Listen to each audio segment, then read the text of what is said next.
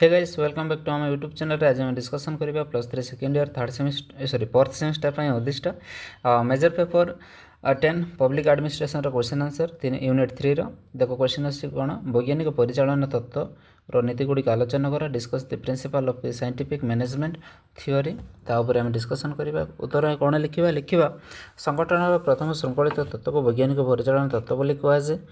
विंश शताब्दीर प्रारंभिक भाग में शिल्प संस्था गुड़िकर कार्यश्रेणी योजनाबद्ध भाव में परिचालित होना सेठारे कार्यशैली प्रणाली कार्यर मान से परिमाण विकसित होता। शिल्प संस्था मान कार्यरत कर्मचारी मैंने निजर इच्छा अनुसार निज निजर जंत्रपाति तथा उपकरण आनी कार्यस्थल को आसवाक पड़ूले से जंत्रपाति उपकरण केते उपयोगी उपयुक्त ता देखापी परिचालक मान समय नाला और से निजर नजर नाला।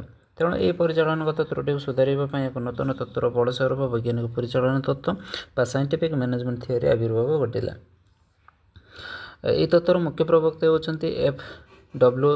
टायर, फ्रेडरिक विल्सन टेलर जे वृत्ति जड़े इंजीनियर थे वैज्ञानिक तत्वर मुख्य प्रवक्ता कहुए कारण से प्रथम शिल्प संस्थार दक्षता वृद्धि यार समस्या गुड़िक समाधान पर विभिन्न क्षेत्र उद्भावन करते।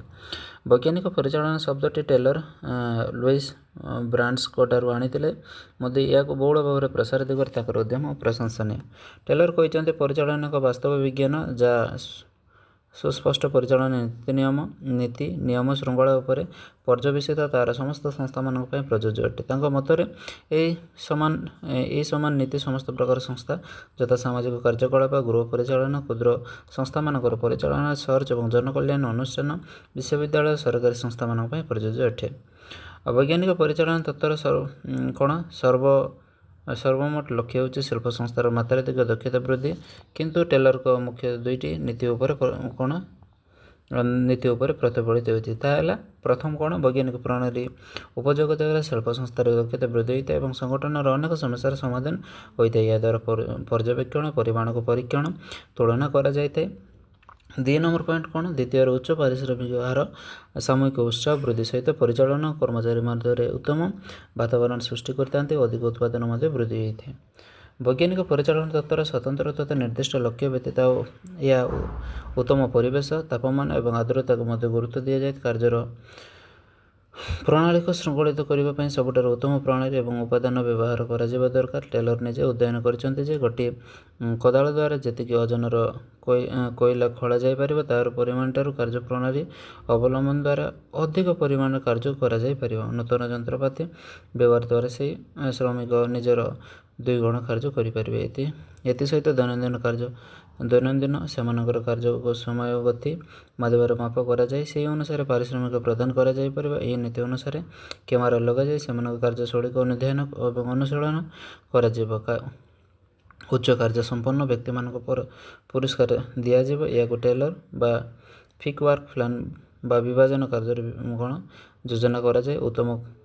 उत्तम कार्यक्षम दक्ष व्यक्ति मान उच्च हार वेतन प्रदान कर देखा वैशिष्ट्य गुड़िक कौन अच्छे देखो प्रथम वैशिष्ट्य होचे कौन वैज्ञानिक परिचालन एक श्रृंखलित विश्लेषणात्मक लक्ष्य आधारित तत्व जहाद्वारा शिल्प संस्था मान बहुविध समस्यार समाधान होता है। सेकेंड पॉइंट होचे कार्यप्रणाली वैज्ञानिक कौशल अवलंबन सहित कर्मचारी मान उपयुक्त तालीम और चयन और नियुक्ति प्रदान करते। तृतीय पॉइंट होचे प्रत्येक कार्य को सफलतार सहित एवं कम मूल्य संपादित करने तत्व नूतन नीतिर आविष्कार चेष्टा करते।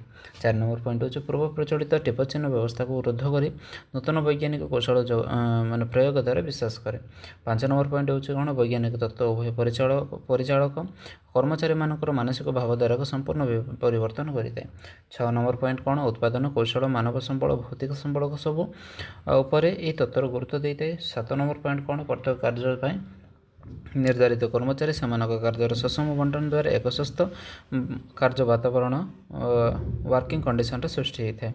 तापर 8 नंबर पॉइंट कौन प्रत्येक व्यक्तिर आर्थिक विकास तथा समृद्धि तथा व्यक्तिगत दक्षता वृद्धि वैज्ञानिक तत्वर गुरुत्व प्रदान रही है। वैज्ञानिक परिचालन तत्वर नीति गुड़िक दीजिए देखो principle of scientific management theory F.W.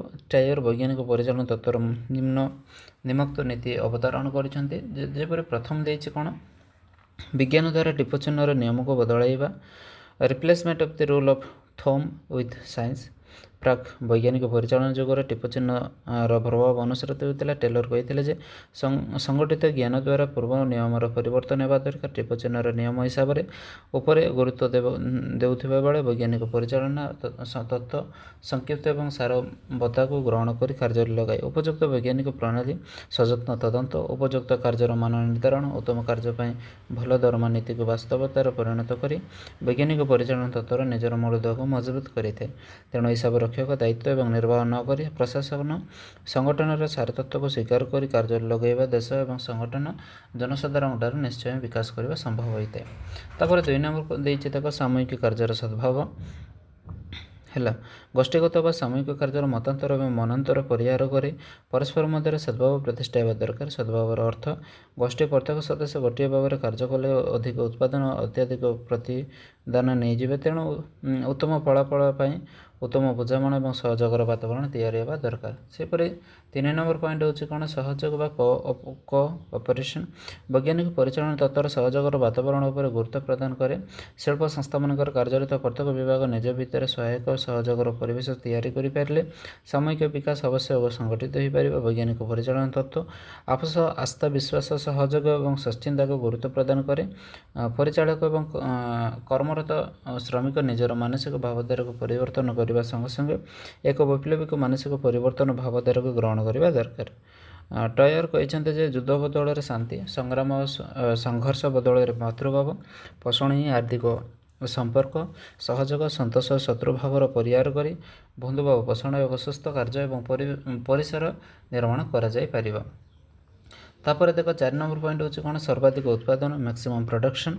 ଟେଲରଙ୍କ ବୈଜ୍ଞାନିକ ପରିଚାଳନା ତତ୍ତ୍ୱର କର୍ମଜୀବୀମାନଙ୍କର ଚୟନ, ତାଲିମ, ସେମାନଙ୍କର ବିକାଶ ଉପରେ ଗୁରୁତ୍ୱ ଦେଇଥାନ୍ତି। କର୍ମଚାରୀମାନଙ୍କର ବୈଜ୍ଞାନିକ ପ୍ରଣାଳୀ ଅବଲମ୍ବନ କରାଯାଇ ବଛାଯିବା ଆବଶ୍ୟକ। ଉପଯୁକ୍ତ ଚୟନ ପଦ୍ଧତି ଦ୍ୱାରା ବଛାଯାଉଥିବା ପ୍ରାର୍ଥୀମାନଙ୍କୁ ଉତ୍ତମ ପ୍ରଶିକ୍ଷଣ ଦେବା ସଙ୍ଗେ ସଙ୍ଗେ ବିଜ୍ଞାନର ବିକାଶ ପାଇଁ ସେମାନଙ୍କ ସାମର୍ଥ୍ୟକୁ ଉପଯୋଗ କରିବା ଏକାନ୍ତ ଆବଶ୍ୟକତା ହୋଇଥାଏ। କର୍ମରତ କୌଶଳୀ କାରିଗରୀମାନେ ଭଲ ମନ୍ଦର ପାର୍ଥକ୍ୟ ଜାଣିବା ସଙ୍ଗେ ସଙ୍ଗେ ଖରାପ ପ୍ରଣାଳୀକୁ ଉପେକ୍ଷା କରି ଭଲ କାର୍ଯ୍ୟଗୁଡ଼ିକୁ ସମ୍ପନ୍ନ କରିବା ସହିତ ସଂଗଠନର ଉତ୍ତରରେ ବିକାଶ ହୋଇପାରିବେ। ପରିଚାଳକ ତରଫରୁ ପ୍ରଦତ୍ତ କାର୍ଯ୍ୟକୁ ସଠିକ୍ ଭାବରେ ରୂପାୟନ କରିବା ସେମାନଙ୍କ ପାଖରେ ସମର୍ଥ ହୋଇଥାନ୍ତି ଏବଂ ଉପଯୁକ୍ତ ତାଲିମ ସହଯୋଗର ପରିବେଶ ଏଥିପାଇଁ ସାହାଯ୍ୟ କରି ସେମାନଙ୍କର ବ୍ୟକ୍ତିଗତ ଏବଂ ସଂଗଠନର ସାମୂହିକ ହିତ ସାଧନ କରିଥାଏ। ଏ ଥିଲା 2 ନମ୍ବର କ୍ୱେଶ୍ଚିନ୍। ପରବର୍ତ୍ତୀ ସମୟରେ 3 ନମ୍ବର କ୍ୱେଶ୍ଚିନ୍ ଡିସ୍କସନ୍ କରିବା। ରହିଲି, ଧନ୍ୟବାଦ।